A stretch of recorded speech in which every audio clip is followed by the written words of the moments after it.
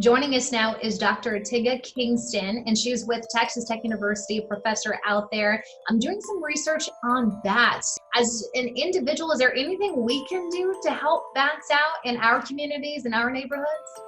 Yes, there's a fair few things. I mean, the first thing, of course, is to learn a little bit more about bats and become what we call bat champions, because bats get a bit of bad press, and the more people there are defending them and explaining that they're important for ecosystem services, they eat pest insects, particularly in our region of cotton. They take tons of cotton pests. Those bats under the bridge are all flying off out over the cotton fields to snack on bollworm adult moths.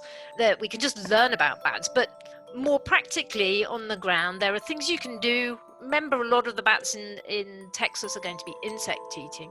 So if you can reduce your use of pesticides and insecticides, that helps. If you have bats in your house, then don't bring in an exterminator.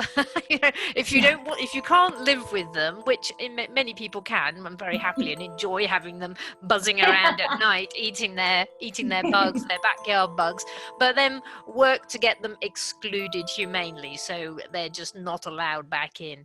If some of you may have larger properties where you have trees on, if trees die and it's safe to do so, leave that wood standing, because a lot of bats like dead hollows and dead trees to roost in.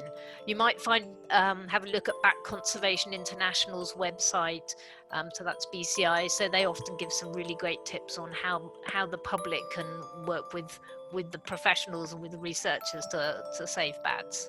Dr. Tigga Kingston, thank you so much for joining us. Thank you very much for the opportunity to share with you all.